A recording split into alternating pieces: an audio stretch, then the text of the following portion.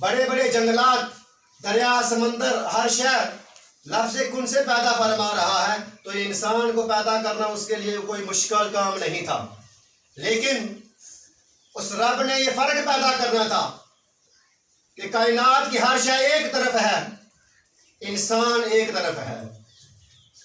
لاکھوں بلکہ کروڑوں درود و سلام نبی علیہ السلام کی اقدس پر، کہ جن کے وسیلہ سے یہ کائنات معرض وجود میں آئی اور ہمارا اس کائنات میں آنا نصیب ہوا۔ سمیر ذوی الاحتشام اللہ رب العالمین قرآن مجید کے اندر ارشاد فرما رہا ہے، یہ گنتی کے چند دن ہیں، یہ رمضان المبارک کے مقدس مہینے کے متعلق فرما رہا ہے، یہ گنتی کے چند دن عطا فرما رہا ہے۔ پھر فرما رہا ہے کہ وَلِتُكَبِّرُوا اللَّهَ، تاکہ تم بڑائی بیان کرو۔ پھر رب تعالیٰ ارشاد فرماتا ہے، ان بڑائی کون لوگ بیان کریں گے؟ وہ لوگ جو ہدایت پر ہوں گے، لَعَلَّكُمْ تَشْكُرُونَ، تاکہ تم شکر گزار بندے بن جاؤ۔ سمیر زیست رمضان مبارک اللہ رب العالمین نے ہم کو عطا فرمایا۔ رب تعالیٰ یہ خود ارشاد فرما رہا ہے، فرشتوں سے مخاطب ہو کر رب تعالیٰ فرماتا ہے کہ اے فرشتوں، مجھے یہ بتاؤ کہ جو بندہ، جو مزدور اپنے حاکم کے پاس مزدوری کرتا ہے، اپنی مزدوری کا حق ادا کرتا ہے، آیا اس کے لیے اجر کیا ہے؟ اس کے اور حاکم کے درمیان کیا معاملہ ہونا چاہیے؟ تو فرشتے عرض کرتے ہیں، مولا، جو بندہ مزدوری کرتا ہے، اپنی محنت کرتا ہے، مزدوری کا حق ادا کرتا ہے، تو اس کو حق یہ بنتا ہے کہ اس کا حاکم اس کو پوری مزدوری عطا کرے، اس کا پورا اجر اس کو عطا کرے۔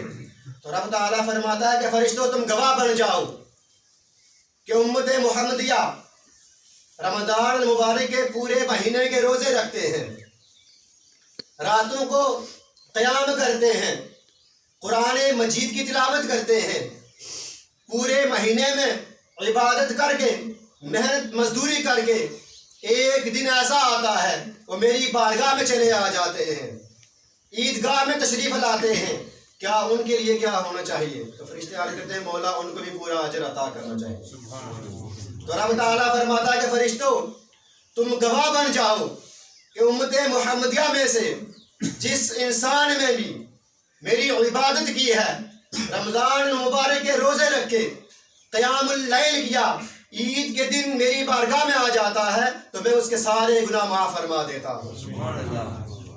عید کے دن اس کو اجر کے طور پر، اس کو مزدوری کے طور پر، تحفے کے طور پر یہ عید کا دن عطا کر رہا ہوں۔ اور عید کا دن کیا ہے؟ خوشیوں مسرت کا دن ہے۔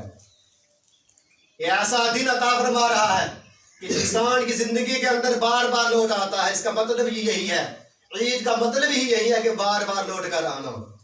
حدیث شریف کے اندر آتا ہے، حضور علیہ السلام نے ارشاد فرمایا کہ عید کا دن ہوتا ہے، بندہ مومن جب نماز عید ادا کرنے کے لیے آتا ہے، آپ فرماتے ہیں کہ جب نماز عید ادا کر لیتا ہے، جب آتا ہے گناہوں کا بوجھ اٹھائے ہوئے آتا ہے، نماز عید ادا کرنے کے بعد اس کے سارے گناہ رب تعالیٰ معاف فرما دیتا ہے، اور جتنے بھی اس کے گناہ ہوتے ہیں، جتنی بھی بدیاں ہوتی ہیں، اللہ رب العالمین وہ اس کی جتنی بھی بدیاں ہیں نیکیوں میں بدل دیتا ہے۔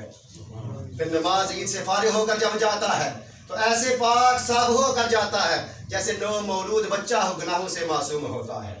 یہ بچہ جب پیدا ہوتا ہے گناہوں سے معصوم ہوتا ہے، کوئی گناہ اس کے حق میں نہیں ہوتا، ایسے ہی وہ بندے کی مثال ہے جو نماز عید ادا کرتا ہے۔ سمیر ذوی الاحتشام عید کا دن غرباء، مساکین،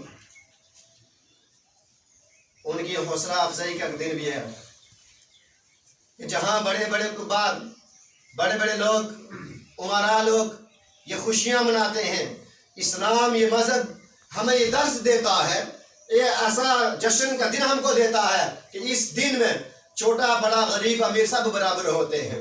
پھر حضور علیہ السلام نے فرمایا کہ جو بندہ کسی یتیم کے سر پر دست شفقت رکھتا ہے، اس کے ہاتھ کے نیچے